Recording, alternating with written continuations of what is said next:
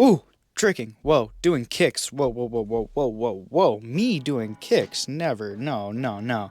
No, actually, I did do kicks in this class. Um, Trying to really kind of, in a way, go back to the basics, nailing down my pop three. And yeah, probably not the best angle for the camera to show it off, but whatever. You live and you learn, and also kind of a shared space. But yeah, what I really learned from this class was the approach to like kind of hop into it, and like I was getting the feeling of what a close approach, like maybe like hopping like an inch, 1 2, then up, and then hopping like a foot, 1 2, then up, to get that pop, like the difference that it would feel like, how I would control it, all that type of stuff, and then also the timing in general of the kick to actually get it to where I was targeting properly. Definitely made some considerable gains on that. But yeah, I was also kind of fooling around once again with the self-taught A twist. Honestly, I think if I just tweak my timing a little bit and give a little bit more A, keep the same twist, I think I've got this skill. It might be there, might not, but at least I'm trying. That's what's important, right? Yeah. Eventually I'll get it. For sure. Yeah. For sure. Something that I've gotten though, and it's like just hit or miss. It's not the A twist, but moving on to the B twist. Yeah, I'm only gonna show one attempt. It was just fail after fail after fail after fail. Yeah, rough session for the B in that day. After the little air track work that I put in, my body was getting a little bit tired, especially because, yeah, the failed B twists, I mean, hitting into the pillow over and over and over again, it can be a little bit taxing, and I was doing that for like 8 minutes straight. Like, I was getting a little bit flustered with myself. I was like, no, I gotta get at least one, and yeah, it just didn't happen. But also there was like a 4-hour session the day before because there was a gathering, and so my body hadn't fully recovered. I'd say I was probably like 85-80% that day. So moved up to the pit, but even though I wasn't feeling tip-top shape, I was like, you know what, let's still run some risks. So instead of doing the front half into the foam blocks, I tried doing it into the little mat. And what I like about the pit is that purple/red mat, that is completely dead. Like, there's no springs in there, so it's almost like if I was doing that just from concrete or any other floor. It's just soft on my approach, and it got me a little bit nervous because I've never done it to the flat surface, and also physically wasn't feeling there. But honestly, I really had nothing to be nervous about, and that's something I guess I've got to work on. Like, bro, you've done so many times into the pit, you've done so many times blah blah blah blah, like I've thrown these reps so many times, yet still there was like that little bit of subconscious fear, like, oh, what if I slam into this friggin' plastic or whatever that soft surface is, rubber, crap, that it's not rubber, I don't know, don't care, doesn't matter, it doesn't hurt, so why am I being a baby about it? Let's be real. But yeah, solid reps all around, especially for first time going a flat surface. I really surprised myself with that, and made me feel very good at the end of the session when not everything was per se going my way.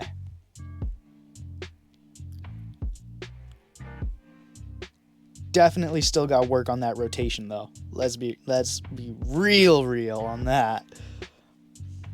Oh, and then next day we had a B twist class, and I was hitting them rep after rep after rep on the spring floor. So coach was telling me like, yo, try and land it to where you'd be ready for a swing through. So that means kind of landing on one leg, so that way you'd have the other one primed for a swing. And oh my gosh, that landing hurt. It hurt a lot. Yeah, I had to take a little break after that. That was a scare and a half. yeah, so after the class, when I got my own free time, I sat down for like 5 or so minutes, recuperated myself, and I was like, you know what? I'm just gonna throw the B twists onto the foam mat and gonna do 1, 2, and try and dial it back so that way there's a little bit more hesitation and possibly land one-legged. That I didn't fully come up with that on my own. That was kind of suggested by one of the coaches. So I'm not gonna totally chalk it up to me just yet. I don't have that IQ just yet, but starting to learn the patterns of all these tricks on and how to get them and how to improve them slowly but surely. But yeah, with this, I definitely would say I think landing my B twist consistently, like day in, day out, I think that's should be more of my aim. And possibly when I am on my day, like that was my B twist day. I was doing it great, doing like 1 to 3 attempts for that swing through landing. But yeah, I think I'm close to that level of being able to get it, but just under with skill on the B twist, that is. But hey, it wasn't too bad on the mat. But yeah, that over time, the ankle that I landed on was definitely feeling it. And that feeling in the ankle, I had plenty of time left in the session, so I was like, well, I guess we'll do dark side B twist and learn that. So I learned the approach for dark side B twist, the same I did light side. So going on to the little marshmallow pad, trying to get that full rotation B, looking to where I'm having the proper direction of motion, getting that top spin, getting that friggin' rotation spin as well. Just spinning all around, getting the form, good to go. And honestly, I'm pretty proud of myself for this dark side, even though I'm not like sending it, because it was like a week or two before that, I was struggling to even remember how to do a dark side friggin' butterfly kick. So yeah, it shows some pretty good progress, I would say. But yeah, enough stroking myself. We've got friggin' dark side flips, which another newish skill for me, but I've just been feeling so confident and the flips feel so easy. I was like, you know what? I'm on my dark side training. Let's do some more. And yeah, I've got the same exact issue that I had with my light side flip, which is doing that little twist to where I don't have it perfectly coming from the side. I start side, but then I twist to where it exits like a backflip, which cool, but it displays that I'm not controlling my body properly, and also that I might not be setting properly, which from looking back at the clips, I'm pretty sure that was my issue. But yeah, in this session, I was actually landing B twists with combos, so that's all on spring floor, mind you. I was playing around with trying to set for double B twists, and the instructor was like, you know what? Let me show you something real quick. So he gave me a new approach that he thought would help me for getting that double B twist, and it's mainly just getting it to where my legs are more in a lunge, so that way I can have that shift in momentum be better, because I have a tendency to not allow my body to open up, and I don't know if it's laziness, a lack of flexibility, possibly a little bit of both, exposing myself. But yeah, nonetheless, having this approach where it's like a spin step and then really like straight legging, moving that rear leg back, and then boom, plant up. Ooh, rotate. Or rotate. Not triple B twist. Not yet. Not there yet. But yeah. It's so weird how I can have like one session earlier in the week be absolutely horrendous, and then a few days later it's like, oh yeah, let me learn some doubles. Okay, enough B twists for now. We've been doing enough twisting training this week. So I was like, okay, I haven't done much flip training, so let me try and learn a standing Webster. It was going decent. I was doing a drill where it was like a really high box where it like matched the pillow in front of me, and then I slowly started going down. But the more I went down, the worse my form was. So the coaches kind of ghetto rigged this little like Shaolin monk like force your body to be in the correct position. Like, oh, you don't have the flexibility? Yeah, you're going to have the flexibility.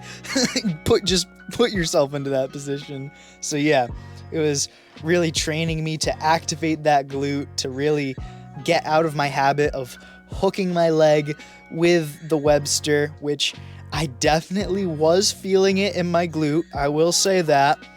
But was I still negligent with my form? One could say. One could definitely say.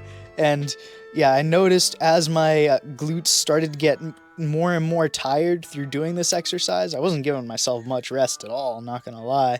Yeah, it slowly got to where I was, in a way, doing like a ghetto rigged front handspring from there. So I was just like, yeah, this ain't really helped me out too much in the end, so I'll move on from that. And how did I move on? Oh, yeah, I just was like, yeah, let's just do it fully standing. And it was probably because my glute was so tired and I had thrown so many reps. But yeah, I was getting over, but it was for sure cheesy, which, whatever. Oh, but I couldn't contain myself. I had to do a B twist, and so I did the little combo that I did on the spring floor the other day, but didn't get to record it, and I did it on the air track because it would be easier, and yeah, got it first try. Bada bing, bada boom, pow.